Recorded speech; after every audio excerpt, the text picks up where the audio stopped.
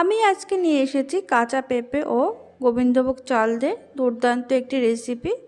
যারা পেঁপে খেতে চায় না বা খেতে পছন্দ করেন না, তাদেরকেও যদি এইভাবে রান্না করে দেওয়া হয় তারাও কিন্তু চেটেপুটে খাবে, এতটাই টেস্টি হয়।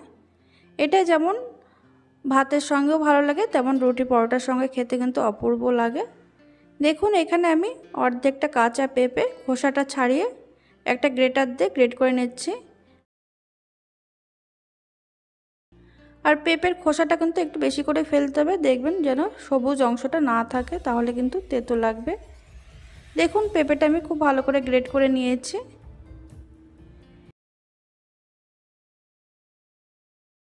এখানে নিয়েছি দুটো মিডিয়াম সাইজের আলু, খোসা ছাড়িয়ে একটু ডুমো ডুমো করে কেটে রেখেছি।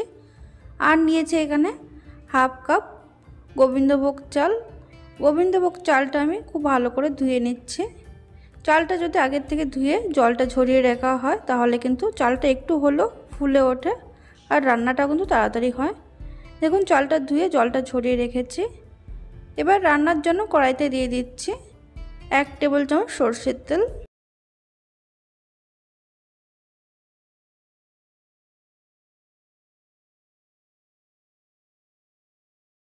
নুন আর হলুদ দিয়ে আলুগুলো ভেজে নিচ্ছি। একটু লাল করে ভাজবো, তবে খুব বেশি লাল করে নয়। দেখুন, আলুর কালারটা যখন হালকা একটু লালচে রং ধরবে তখন এটা তুলে নিতে হবে।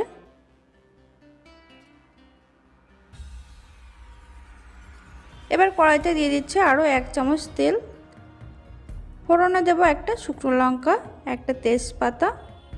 এবারে দিয়ে দেবো সামান্য গোটা জিরে।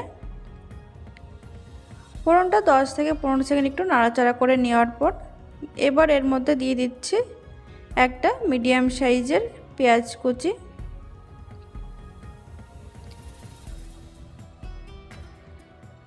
গ্যাসের ফ্লেম মিডিয়ামে রেখে পেঁয়াজটা এবার হালকা একটু লালচে করে ভেজে নিচ্ছি।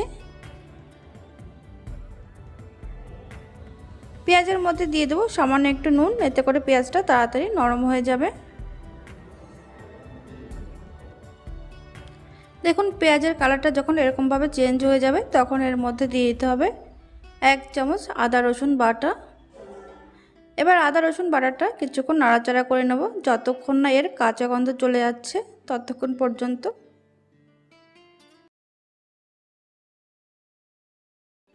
এবার এর মধ্যে দিয়ে দেব একটা ছোট সাইজের টমেটো কুচি। দিয়ে দেব বাকি উপকরণগুলো। দিয়ে দিচ্ছি হাফ চামচ ধনে গুঁড়ো, হাফ চামচ জিরে গুঁড়ো, দিয়ে দেবো হাফ চামচ হলুদ, আর দিয়ে দেবো এর মধ্যে কালারের জন্য সামান্য কাশ্মীরি লাল লঙ্কার গুঁড়ো, তবে এটা অপশনাল। আর দিয়ে দিলাম সামান্য জল। জল দিয়ে এবার মশলাটা খুব ভালো করে কষিয়ে নিতে হবে।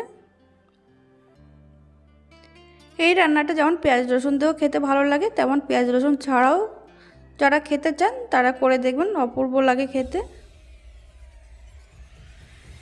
দেখুন, মশলাটা খুব ভালোভাবে কষানো হয়ে গেছে, তেলও ছেড়ে দিয়েছে। এবার এর মধ্যে দিয়ে দিচ্ছি আগের থেকে ধুয়ে রাখা গোবিন্দভোগ চাল। চাল দিয়ে এই সময় গ্যাসের ফ্লেমটা অবশ্যই লোতে রাখতে হবে। লোতে রেখে 1 থেকে 1.5 মিনিট এটা চালের সঙ্গে মশলাটা খুব ভালো করে ভেজে নিতে হবে।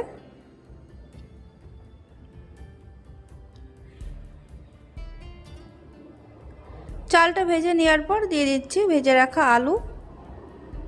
আলু দিয়ে আরও 30 থেকে 40 সেকেন্ড একটু নাড়াচাড়া করে নেব। খুব ভালোভাবে কষিয়ে নেওয়া হয়ে গেছে। এবার এর মধ্যে দিয়ে দেব গ্রেট করে রাখা কাঁচা পেঁপে।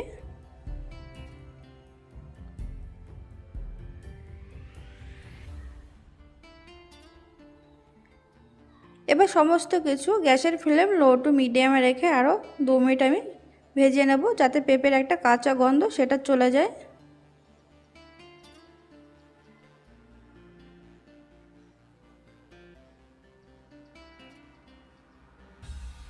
এর মধ্যে দিয়ে দেব এবার স্বাদ অনুযায়ী নুন। নুন দিয়ে আবার খুব ভালো করে মিশিয়ে কিছুক্ষণ নাড়াচাড়া করে নিচ্ছে। আপনারা অবশ্যই এইভাবে বাড়িতে বানিয়ে খেয়ে দেখবেন, ভীষণ ভালো হয় খেতে। এবার দিয়ে দিচ্ছি কয়েকটা চেরা কাঁচা লঙ্কা।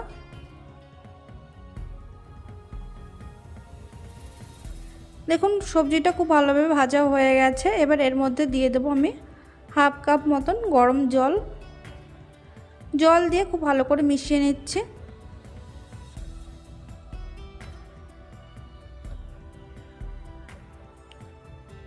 মিশিয়ে নেওয়ার পর আরও একটু জল দিয়ে দিলাম, যাতে করে সবজিটা খুব ভালোভাবে সিদ্ধ হয়ে যায় আর চালটাও খুব ভালোভাবে সিদ্ধ হয়। এবার খুব ভালো করে মিশিয়ে এটা ঢাকা দিয়ে লো টু মিডিয়াম আছে 5 থেকে 7 মিনিট রান্না করে নেব। দেখুন আমি 7 মিনিট পর ঢাকনাটা খুলে নিচ্ছি। মাঝে একবার ঢাকনাটা খুলে একটু নাড়াচাড়া করে দিয়েছিলাম, তবে খেয়াল রাখবেন যাতে পুড়ে না যায়। জলটা কিন্তু খুব ভালোভাবে শুকিয়ে এসছে। আপনারা যদি একটু নরম রাখতে চান তাহলে এই সময় আরেকটু গরম জল করে এর মধ্যে মিশিয়ে নিতে পারেন। দেখুন ভালো করে নাড়াচাড়া করে মিশিয়ে নেওয়ার পর দিয়ে দিলাম হাফ টিস্পুন চিনি।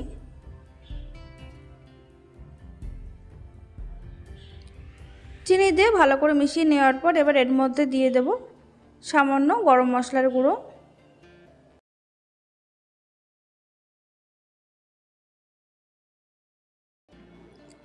চাল আর আলু কিন্তু খুব ভালোভাবে সিদ্ধ হয়ে গেছে। এবার সবশেষে দিয়ে দিচ্ছি হাফ চামচ ঘি দিয়ে খুব ভালো করে মিশিয়ে নিতে হবে।